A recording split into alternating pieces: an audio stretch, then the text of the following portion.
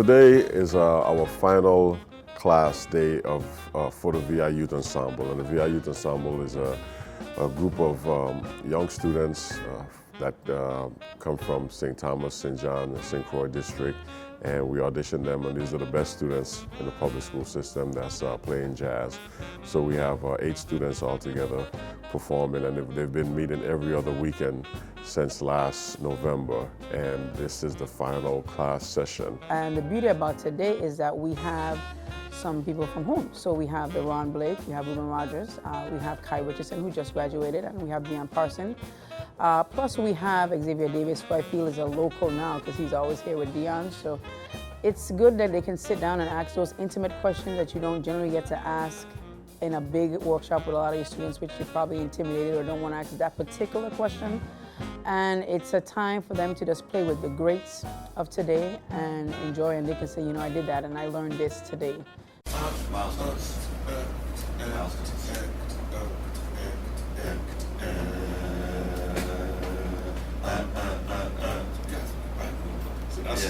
You can finish the phrase. All I have to go, and he knows where we're going. This pattern, that piano pattern, is a classic comping pattern. And they do it together. And there's a left hand. I mean, you know, it's a classic comping milestone. Go check out that album. You'll hear everything we're talking about. That's like the epitome of like They play straight no chase. I think it's on straight no chase. Yeah, I mean, with rhythm section. That's, you know, all of this stuff that, I mean, we studied. I didn't even know he, you know, I mean, I knew he did, but we had a conversation about, did you ever check out milestones? But that's classic stuff.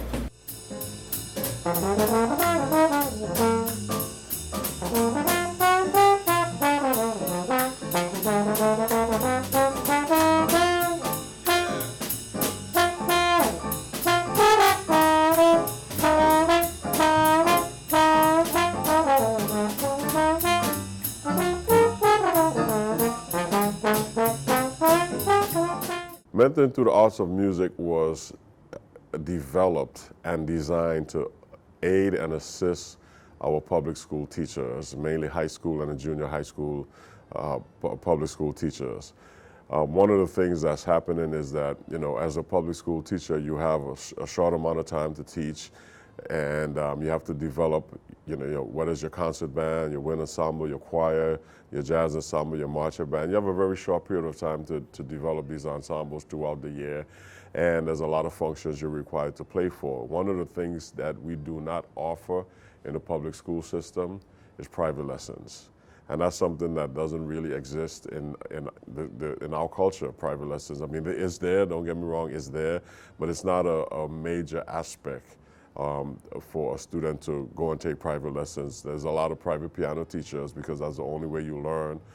And so what we've done with Mentoring Through the Arts of Music is to partner with the Department of Education, and we work closely with the commissioner and the superintendents to go into the schools and work and complement the high school band directors and the junior high school band directors and the musicians that work within the mentoring program are professional musicians. Most of us live away, live in New York. We have great careers touring the world, great careers playing Broadway shows or working on television shows, and we also teach at major universities. So we bring that professional and advanced knowledge back to the students here, and we try to bridge the gap of where they are and encourage them to study and to move forward and to progress in their fields of music. When I was in high school, I know Dion came back, Ron, Ruben, they all came back and they did some simple workshops, and it's just great to see somebody from home making it big.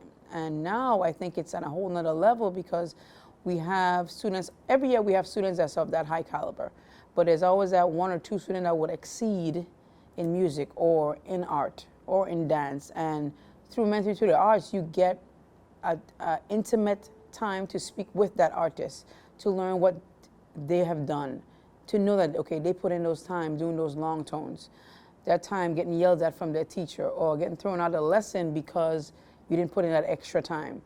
Or this is what we listened to when we were growing up, and this is how we got information. So it kind of connects the classroom to the outside, as well as just keeping everybody as human beings, so to speak. That's what we are. We're not these supermen or superwomen.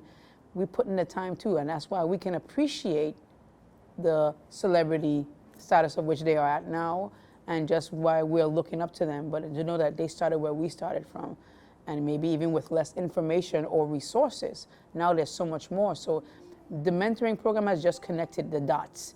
And I think it's a complete bridge now from school to college to real life experiences and professional arena, and that's what we needed. It was a complete bridge, and now we're getting that with mentoring through the arts. Your solos are supposed to expand at a more rapid pace because you got some sharp ears for cards. Understand? Start listening to them. You hear them two big band we tell you about? That's all them hand sections play. And you think there's any there triad cards? They're cards that you playing. Listen to the horn sections of those two big bands, and you can hear the way their cards are formatted. We're doing an intense jazz workshop about the function of the rhythm section and the different ways to play rhythms, and everybody's job, the piano player's job, the bass player's job, the drummer's job. And Ruben and I are conducting that, and we're also doing a woodwind and brass workshop also, and Kai and Ron Blake conducting that. And what you witnessed earlier was a combination of the whole ensemble together and us presenting tunes and different scenarios for the students to work out. Is the bass, and the quarter notes are embellishments. The drummers that I know who somehow didn't probably realize that focus the quarter note as the bases and the spangling as embellishments tend to rush. You probably didn't realize you were doing that. So Spangalang is It's the bass. That's the bass. That's the bass. right? Yeah. on two. Pinkiting. No, pinkiting. No, on every beat. Pinkiting. Spank, Pinkiting. spank. It's- The that's a pattern. triplet. I'm It's a saying the triple pattern. I'm saying the pattern. Watch it. I'm saying the pattern. I'm saying the This is a partial of the triplet pattern. The Pinkiting. whole rhythm bass is triplet. Pinkiting. I'll listen Pinkiting. to this. I think there's so many things that you can instill in young people today, but I think the biggest thing right now that I'm learning is commitment, communication, discipline.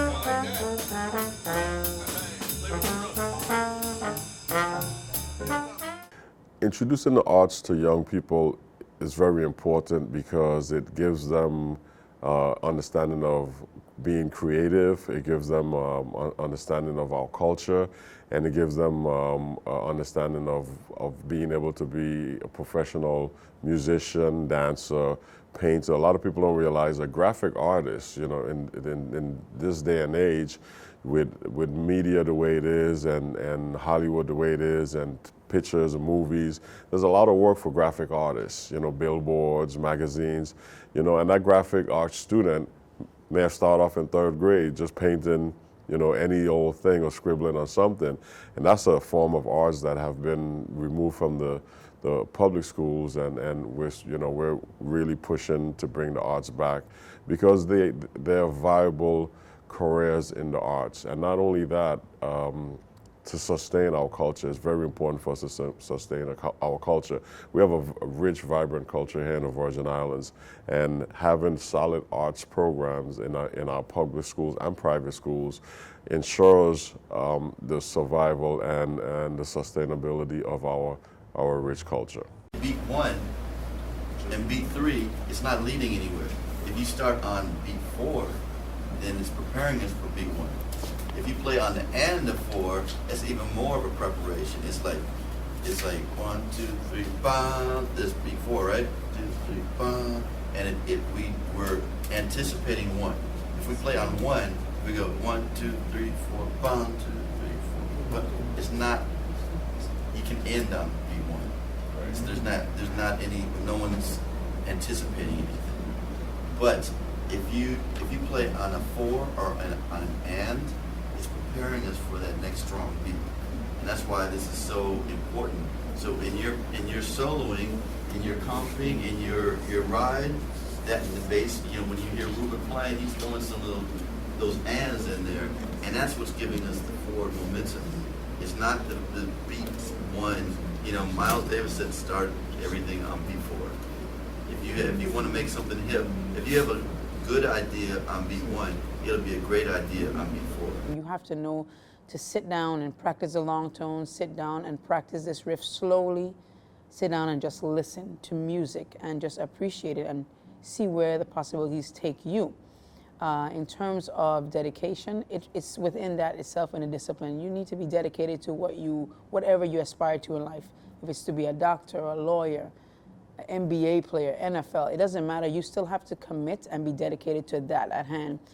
In terms of communication, I think we have so many resources out here, but we, even as teachers, as educators, we fall short in just asking that question.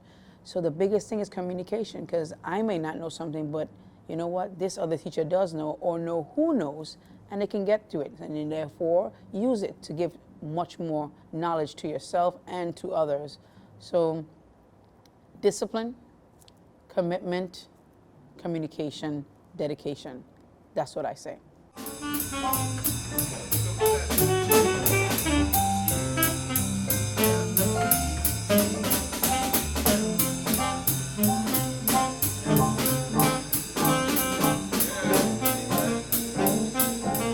Music education is very important for the students of the Virgin Islands because it's a major aspect of our culture.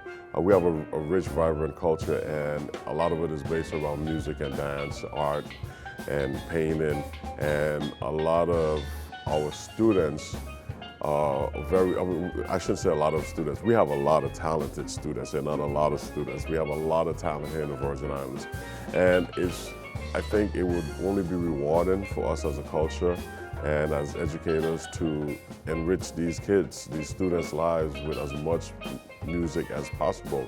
And I feel music education is a good way to sustain our culture, to enrich their lives, and to get them on a good path to a very successful career. It's a good deterrent of wayward behavior, and it's a good discipline. There's a lot of studies out there that you can go online and Google and see and read how music develops the brain and the mind and the critical thinking.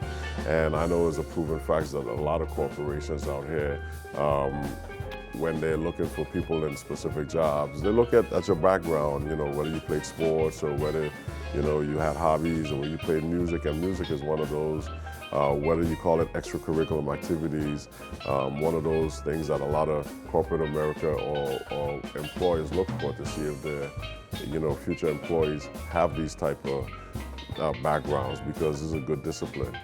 So I think it's very important for us to present as much music education as possible. And it's also good for our community, because one of the things that happens when the school bands come out and play is, you have a great communal function. The parents come out, the grandparents come out, the cousins, the aunts, the uncles, and it's a good way for families to celebrate and enjoy our rich culture.